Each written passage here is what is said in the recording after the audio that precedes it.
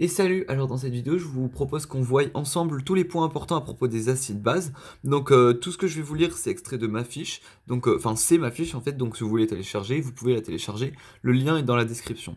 Alors pour commencer on va parler des formules générales, alors comme c'est ma fiche, il y a pas mal d'abréviations etc. Si jamais il y a une abréviation que vous comprenez pas, dans tous les cas là on va tout expliquer, et vous pouvez modifier la fiche en la téléchargeant. Du coup les formules générales, on a dans un premier temps la formule du pH, donc pH c'est moins log de la concentration en H3O+. Ensuite, le pKa, c'est quoi? C'est moins log du Ka. Alors là, le petit moyen, c'est simplement que quand il y a un P, bah, après vous faites moins log. Du coup, là, pH, bah, du coup, c'est moins log de H3O+. pKa, bah, du coup, c'est moins log de Ka. Ensuite, ce qu'il faut savoir aussi, c'est que la concentration en H3O+, fois la concentration en HO-, elle est toujours égale à 10-14, et ça, on l'appelle Ke aussi, cette concentration. Donc, c'est la constante d'équilibre. Ensuite, on va voir quelles sont les deux définitions des acides et des bases. Il y a la définition selon Bronsted, donc c'est la définition normalement que vous avez vue au lycée. Donc, un acide, il donne des protons, et une base, elle capte des protons. Et également, une formule un peu plus générale, la formule de Lewis. Alors, pour la formule de Lewis, un acide, c'est quand vous avez des orbitales LUMO, et une base, c'est quand vous avez des orbitales HOMO. C'est-à-dire que là, il y a une lacune de doublé, et là, bah, il y a un doublé qui est disponible. Maintenant, on va voir les formules générales. Donc, un acide, c'est quoi? Il donne des espèces positives, il accepte des espèces négatives, et un acide, c'est quoi? C'est une espèce à caractère positif, dont l'acidité, justement, elle va diminuer si on met cette espèce dans la base. Donc, la même chose pour la base, mais bon, c'est le contraire cette fois. Une base, elle accepte des espèces positives, elle donne des espèces négatives, et une base, c'est une espèce à caractère négatif, dont la basicité diminuera si on met cette espèce dans l'acide. Ensuite, on va parler donc des couples acide-base. Donc, vous savez très bien qu'un acide, c'est comme une base, sauf qu'on rajoute un proton. Si jamais vous comprenez pas trop ça, j'ai fait une vidéo spéciale dessus dans la description. Donc maintenant, on va parler de l'équation bilan. Alors, bah, c'est assez simple, hein. C'est qu'un acide plus une base, mais d'une autre espèce, donne la base de cette autre espèce, plus bah, l'acide de la première espèce. En fait, c'est comme si vous faisiez acide 1 donne base 1 plus H+, et du coup là, on inverse juste la formule. Base 2 plus H+, donne acide 2 du coup, mais en fait bah, les H+, étant donné qu'ils sont de part et d'autre de l'équation, on les supprime, donc ce qui nous donne cette équation bilan là. Donc maintenant on va voir les réactions avec l'eau.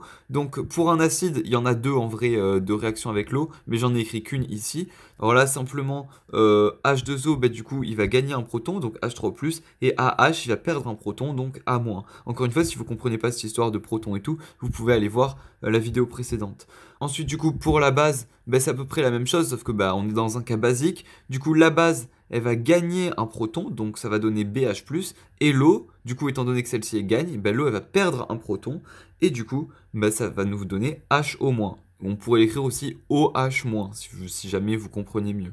Ensuite, du coup, la constante d'acidité pour un acide, c'est donc constante d'acidité, Ka est égal à A-, donc la concentration en A-, donc c'est-à-dire cette concentration-là fois cette concentration-là, divisé par la concentration en AH. Pareil pour la concentration de basicité, hein, simplement on multiplie les espèces qui sont à droite et on va diviser le tout par la base ou l'acide, en l'occurrence l'acide ou la base ici. Et il y a une petite formule à connaître, c'est que Ka fois Kb, ça nous donne Ke. Cette formule est liée à celle-ci, hein, donc H3O+, qui serait le Ka, HO- qui serait le Kb, et du coup ça nous donne Ke. Si ça peut vous aider à retenir. C'est pas tout à fait ça, hein, mais voilà. Alors, vous pouvez vous demander, c'est quoi ce cas? C'est quoi cette constante d'acidité concrètement? C'est quoi la constante d'acidité? Mais c'est la force d'un acide en solution. C'est-à-dire que combien dans cette solution l'acide est puissant en quelque sorte. Et du coup, ça va nous situer dans l'avancement de la réaction. C'est-à-dire qu'on va pouvoir voir par exemple si on mélange un acide et une base, ben, on va voir que l'acide devient de moins en moins acide au final puisqu'il se mélange à une base, et du coup on va pouvoir dire ah tiens on en est à peu près là dans la réaction. Ensuite on va parler du pKa et du pKb. Alors, ce qu'il faut savoir, c'est pas très difficile, hein. C'est simplement que pKa plus pKb ça fait pKe, et du coup ça fait 14. Rappelez-vous, quand on fait P, c'est comme si on faisait moins log, et le Ke c'est quoi? C'est 10 puissance moins 14, donc du coup pKe ça fait combien? Ben, ça fait simplement 14, on enlève le 10 puissance moins. Du coup, qu'est-ce que c'est que ce pK? Encore une fois, on pourrait se demander concrètement ce que ça veut dire.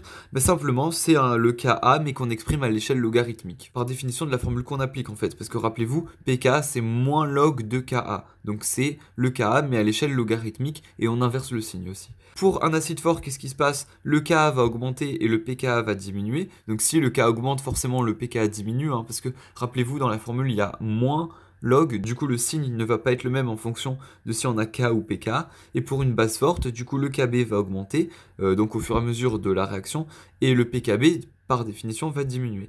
Alors là vous avez un petit schéma pour mieux vous représenter les choses. En fait, si je trace une échelle de pH comme ceci et que je place un pKa, et bien en fait je peux tracer l'échelle de pOH, donc c'est l'échelle de pH mais pour cette fois-ci les bases en quelque sorte, et du coup la flèche je la mets dans l'autre sens et ça nous donnera le pKb. Et là on voit très bien que pK plus pKb ça fait 14. Donc là ce serait par exemple 3,5 plus 10,5, ça nous fait bien 14.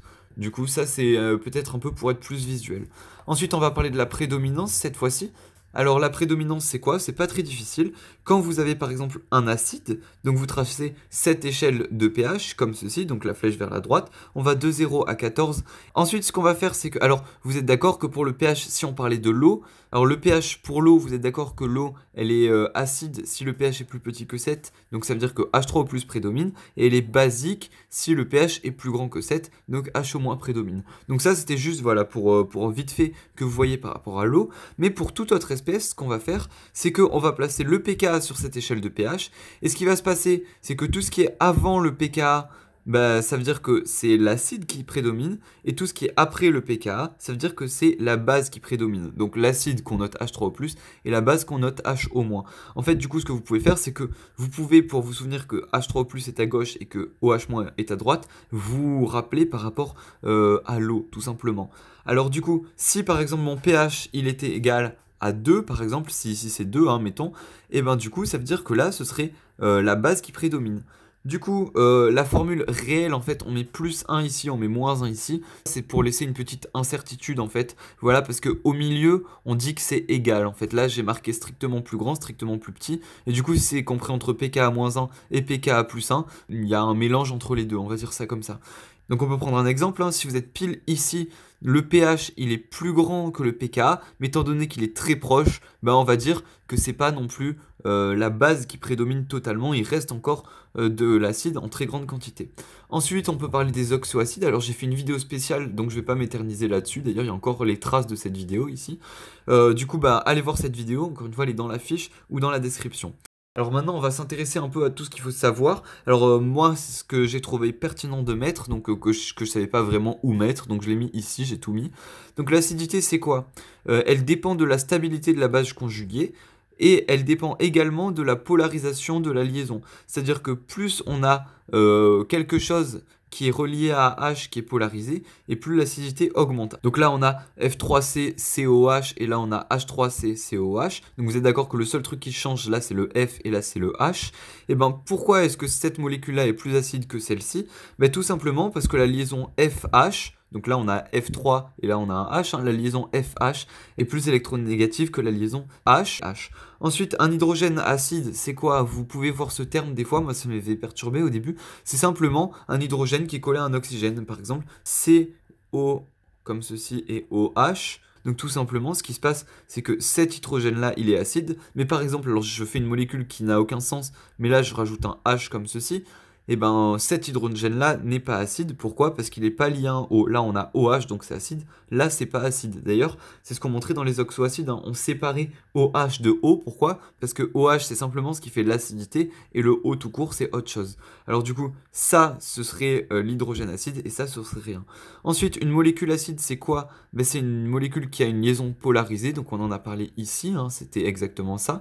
Donc ensuite, pour les solvants non aqueux, qu'est-ce qui se passe? Donc il y a l'autodissociation de l'acide. Alors ça, ce terme, il peut paraître assez barbare, mais en fait c'est assez simple. Par exemple, si on a NH3, NH3 c'est une espèce ampholyte. C'est-à-dire qu'elle peut à la fois être NH4+, ou à la fois NH2-, un peu comme l'eau en fait. L'eau H2O, ça peut faire à la fois H3O+, ou ça peut faire HO-.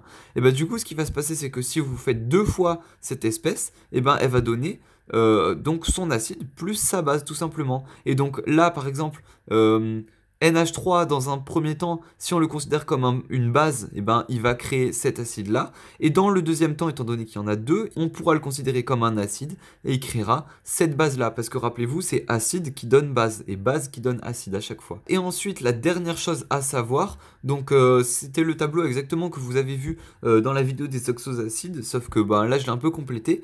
Donc il y a tous les acides qu'il faut connaître, leur formule, et tout ce qu'il faut savoir à propos d'eux à peu près. Et donc là, en fait, quand j'ai précisé que c'est une base forte, c'est que c'est une base forte. Sinon, ce sont principalement des acides forts, sauf acide acétique, c'est un acide faible. Pourquoi? Parce que tous les acides RCOH, en fait, c'est quoi? C'est simplement quelque chose lié à COH, ce sont des acides faibles.